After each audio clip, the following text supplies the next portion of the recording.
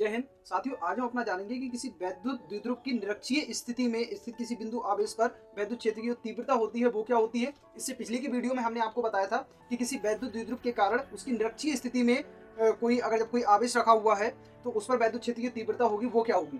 खैर, आज हम अपना जानते हैं कि वैद्युत द्विध्रुव की निरक्षीय रेखा पर स्थित, देखो हमने इसे समझने के लिए थोड़ा सरल कर दिया है, निरक्षीय रेखा पर स्थित बिंदु पर वैद्युत क्षेत्र की तीव्रता। अब भैया अक्षीय क्या होगा वो हम आपको ऑलरेडी बता चुके थे कि अगर जब कोई द्विध्रुव है, द्विध्रुव क्या होता है कि जिसके एक सिरे पर होता है प्लस क्यू आवेश और दूसरे सिरे पर होता है आपका माइनस क्यू आवेश और बीच में जिसका एक बिंदु होता है जो कहलाता है आपका O। अच्छा, इन दोनों आवेशों के बीच की दूरी होती है वो कहलाती है आपकी 2L। तो जो O से माइनस क्यू तक के आवेश के बीच की दूरी L हो जाएगी और यहाँ से लेके प्लस क्यू तक के बीच की दूरी ये भी क्या हो जाएगी बेटा, आपकी L हो जाएगी। बात समझ आ रही है? तो ये हो गया आपका मतलब द्विध्रुव पर गया, ठीक है। अब इसकी अगर अक्षीय स्थिति की बात करें तो इसी की सीधे में मतलब संरेखी एक कोई बिंदु P था, ठीक है। तो यहाँ से प्लस क्यू आवेश के द्वारा लगने वाला बल और माइनस क्यू आवेश के द्वारा लगने वाला बल, अर्थात इस पूरे द्विध्रुव के द्वारा इस बिंदु P पर जो लगने वाला बल था या इस वाले द्विध्रुव के कारण इस बिंदु P पर जो इसकी तीव्रता थी वो हमने ज्ञात की थी। आज हम जानेंगे कि अब हमारा जो आवेश होगा, ये वाला जो ये बिंदु होगा P, तो ये आपका ये इसकी सीध में नहीं होगा, ये कहीं पर भी हो सकता है, बस इसकी रेखा में नहीं होगा। यहाँ पर भी हो सकता है, यहाँ पर भी हो सकता है, कहीं पर भी ये उपस्थित हो सकता है। खैर, हम इसे जो उपस्थित मान रहे हैं वो मान रहे हैं इससे बेटा 90 डिग्री पर। कहां पर? 90 डिग्री पर। इसके लंबवत मान रहे हैं कि आवेश भैया हमारा ये वाला है, ठीक है। तो यहाँ पर इसकी तीव्रता होगी वो क्या आ जाती है बेटा, वो आ जाती है E = E1 cos theta plus E2 cos theta. अच्छा, उसमें हमारी क्या आई थी? उसमें आई थी हमारी E1 माइनस E2। जो परिणामी तीव्रता थी वो क्या थी? E1 माइनस आपका E2 आई थी, शायद कुछ ऐसा ही आया था। इसमें जो आपकी जो परिणामी तीव्रता होगी वो होगी E = E1 cos theta plus E2 cos theta. अब ये क्यों होगी, जरा इसकी तरफ थोड़ा सा ध्यान दीजिएगा। देखिए, जब अक्षीय स्थिति में था बेटा तो ये कोई जो बिंदु P था, यहाँ पर भाई ये जो बिंदु P होगा, इस पर अगर मान लो कि प्लस क्यू के द्वारा प्रतिकर्षण बल लग रहा है प्लस क्यू आवेश के द्वारा, तो माइनस क्यू आवेश के द्वारा कैसा बल लगेगा? आपका आकर्षण बल लगेगा। भैया ये तो इसे करेगा, उधर को फेंकेगा, लेकिन माइनस का आवेश इसको क्या करेगा? भैया तो इधर जा, ये कहेगा तो उधर भाग, प्लस का आवेश कहेगा, लेकिन माइनस का आवेश कहेगा वो कहेगा भैया इधर आ। अब इसी तरह से जो आवेश है वो अब ये भी जो बिंदु है वो अब यहाँ पर ना रह करके बेटा लंबवत हो गया है। जैसे हमने आपको इस वाले चित्र में बताया है, ये है हमारे पास में एक द्विध्रुव, यहाँ पर एक माइनस क्यू आवेश है, यहाँ पर प्लस क्यू आवेश है और इसके लंबवत इससे r दूरी पर एक कोई बिंदु उपस्थित है, इसका नाम दे दिया गया है P, ठीक है बेटा।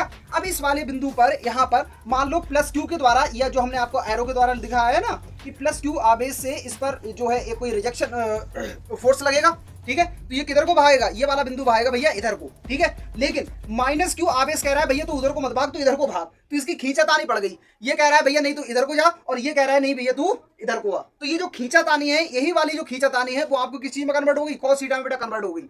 अब ये कैसी हुई है, इस वाली चीज की तरफ थोड़ा सा ध्यान देंगे आप लोग। अगर जब आप लोग फर्स्ट क्लास में होंगे तो फर्स्ट क्लास में आप लोगों ने दो घटक पढ़े होंगे, घटक को इंग्लिश में क्या कहते हैं वो आप लोग देख लेना।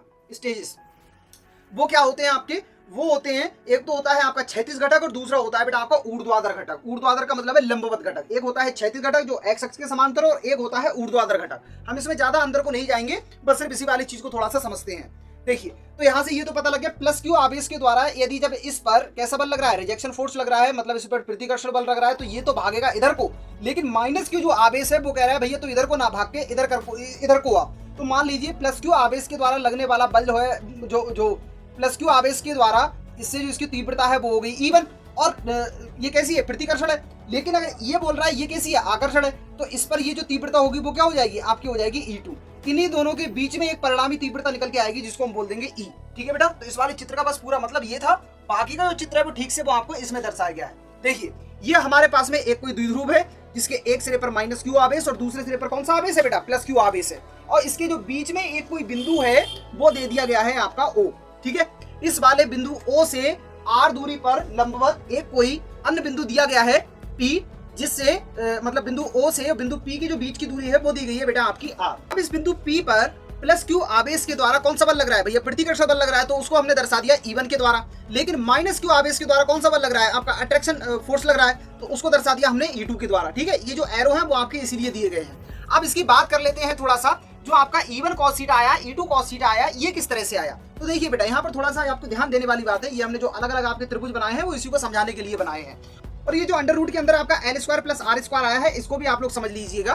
तो हमें पता है ये क्या है, ये आपका अगर लंब हो गया, इसके बीच में जो बनने वाला जो कोण है वो आपका 90 डिग्री का हो गया, ठीक है। और यहाँ से लेके बिंदु O से लेके Q तक के बीच की दूरी जो है वो L अगर हो गई तो हम जानते हैं कि जो आपका समकोण त्रिभुज होता है, समकोण त्रिभुज में पाइथागोरस प्रमेय से, पाइथागोरस की प्रमेय क्या बोलती है कि भैया कर्ण का स्क्वायर जो होगा, जैसे मान लो ये बिंदु P है, ये O है और ये क्या है, ये आपका प्लस Q है, इसकी वैल्यू क्या है L है और इसकी वैल्यू अगर R है, तो देखिए हमसे पाइथागोरस की प्रमेय क्या बोलती है कि भैया कर्ण का स्क्वायर जो होगा वो बराबर होगा लंब का स्क्वायर प्लस आधार का स्क्वायर। अगर इस वाले बिंदु को हम A मान लें तो यहाँ से थोड़ा सा ध्यान दीजिएगा कि जो AP का होल स्क्वायर होगा बेटा वो बराबर होगा आपका OP का स्क्वायर प्लस और आपका ये हो गया OA का स्क्वायर या AO का स्क्वायर। ठीक है, तो AP का होल स्क्वायर जो होगा वो बराबर हो जाएगा OP का जो वैल्यू है वो कितना है आपका R स्क्वायर प्लस का OA का जो वैल्यू है वो कितना हो गया L स्क्वायर। यहाँ से स्क्वायर हटाओगे तो यहाँ से क्या लग जाएगा, अंडर रूट के अंदर R स्क्वायर प्लस का L स्क्वायर या L स्क्वायर प्लस का R स्क्वायर। बेटा देखो ये आया है। अब जो चीज इसमें आई है वही वाली चीज सेम हमारी इसमें रहेगी। क्यों रहेगी, देखो यहाँ पर भी देखो ये एक दूसरा त्रिभुज बन रहा है,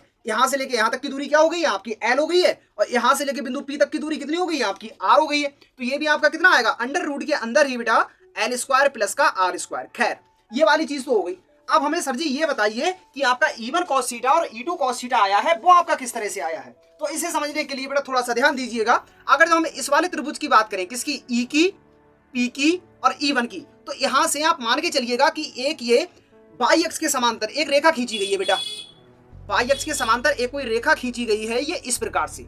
ठीक है, जो ये जो E वाली रेखा है ना इसके साथ में तो 90 डिग्री का कोण बना रही है।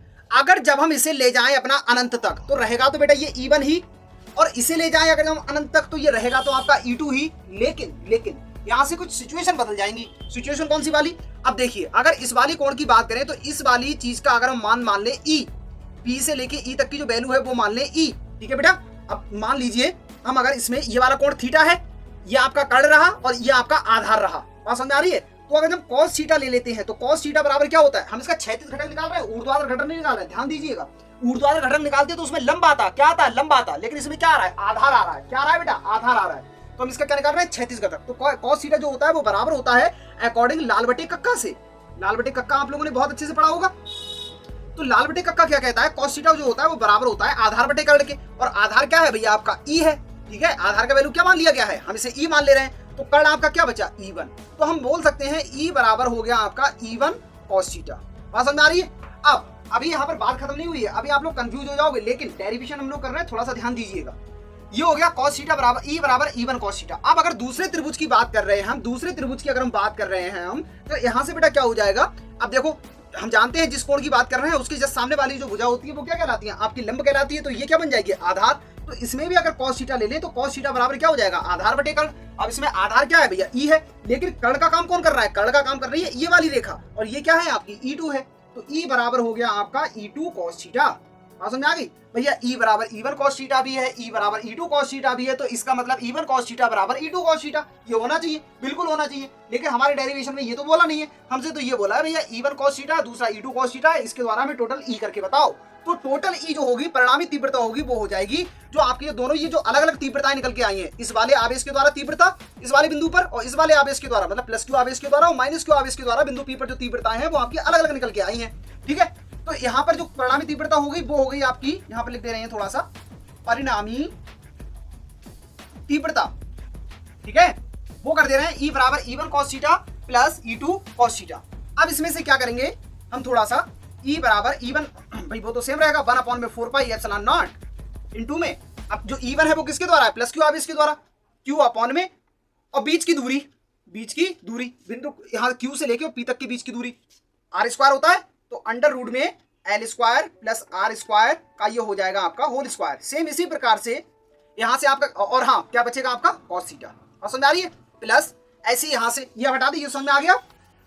चलिए यहाँ से बचेगा आपका E2 का वैल्यू वही 1/4 पाई एप्सिलॉन नॉट इनटू में Q अपॉन में, और यहाँ से क्या हो जाएगा अंडर रूट में L square plus R square का होल स्क्वायर, और साथ में कौन बचेगा आपका cos थीटा। कौन बचेगा, cos थीटा। जगह कम है इसीलिए हमने आपको इसे घिचड़ पिचड़ करके लिख दिया है। खैर दोनों में से जो कॉमन आ रहा है वो आ रहा है Q अपॉन में 4 पाई एप्सिलॉन नॉट इनटू में 1 अपॉन, अब यहां से ये तो स्क्वायर से अंडर रूट क्या हो जाएगा, हट जाएगा, तो यहां से बचेगा L square plus R square. तो हमारे पास में सिर्फ रहेगा यहां से cos थीटा प्लस का, और यहां से भी कौन बचा, cos थीटा। तो कुल मिला के हो गया Q अपॉन में 4 पाई एप्सिलॉन नॉट इंटू में 1 अपॉन में एल स्क्वायर प्लस का आर स्क्वायर और साथ में रह गया आपका 2 कॉस थीटा।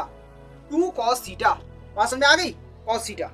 अब ये रहा आपका ई, ठीक है। अब यहाँ से हमें किसकी जरूरत पड़ेगी बेटा, कॉस थीटा के मान की जरूरत पड़ेगी। अब कॉस थीटा के मान के लिए देखिए हमें क्या करना पड़ेगा, ये वाला वैल्यू अगर भाई अगर जब ये थीटा है और ये जो पीई है ये अगर जब इसके समांतर है तो ये वाला कोण भी कितना होगा आपका थीटा होगा। तो यहाँ से बेटा हम कॉस थीटा का वैल्यू निकाल सकते हैं। कॉस थीटा बराबर क्या होता है, आधार बटे कर्ण। अब आधार है हमारे पास में, चाहे भले ये ले लो या फिर ये वाला त्रिभुज ले लो, ये वाला भी कोण कितना होगा आपका थीटा ही होगा। आधार कितना है आपका एल है और कर्ण कितना है आपका अंडर रूट में एल स्क्वायर प्लस का आर स्क्वायर है, ठीक है। हम इसे बोल सकते हैं एल अपॉन में L square plus R square की होल पावर 1/2, ये तो बोल सकते हैं। तो अब यहाँ से बेटा हम कॉस थीटा का वैल्यू अपना निकाल लेंगे। तो ई बराबर हो जाएगा क्यू अपॉन में 4 पाई एप्सिलॉन नॉट इंटू में 1 अपॉन में L square plus R square और साथ में 2 इंटू में, अब कॉस थीटा का वैल्यू लगा दो, क्या हो जाएगा एल अपॉन में और हो गया आपके पास में L square plus R square की पावर 1/2। बात क्लियर हो गई, यहां तक समझ में आ गया। चलिए अब और ध्यान देंगे, यहां से देखिए हमारे पास में ये सब, ये वाली टर्म या ये और या फिर 2, ये सभी क्या हैं, गुणा में हैं दिए हुए।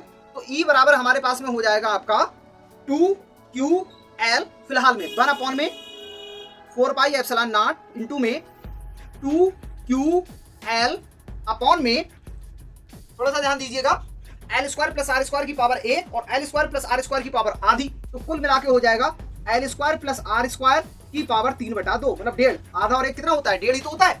अब यहाँ से देखिए, चूंकि जो एल है बिंदु ओ से लेके क्यू तक की दूरी या बिंदु ओ से लेके इस वाली क्यू तक की दूरी यही तो है, तो एल जो है वो कैसा होगा, छोटा होगा। पता नहीं ये जो बिंदु पी है वो यहाँ पर हो जाए, यहाँ पर हो जाए, अनंत पर हो जाए, कहीं पर भी हो सकता है बेटा।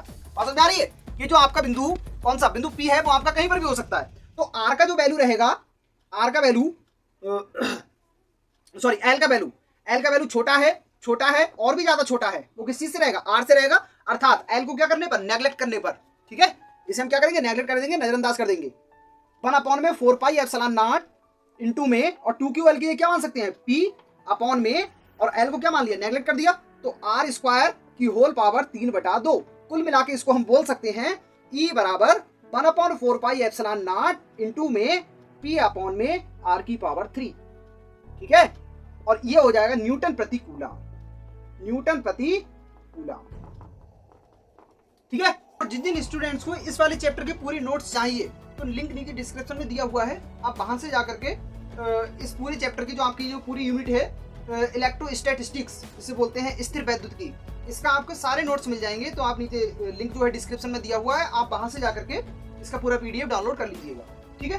तो साथियों उम्मीद करते हैं कि आपको बहुत अच्छे समझ में आया होगा। अगर समझ में आया हो तो आप इसे लाइक कीजिएगा, वीडियो पसंद आया हो, और हमारे चैनल के साथ में जुड़े रहिएगा, जिससे कि हम आपको ऐसे ही फिजिक्स के और अच्छे कॉन्सेप्ट बताएं, एक डेरिवेशन के बारे में बहुत अच्छे से बताएं, ठीक है। इसी के साथ मिलते हैं अपने नेक्स्ट इंटरेस्टिंग वीडियो में, तब तक के लिए जय हिंद।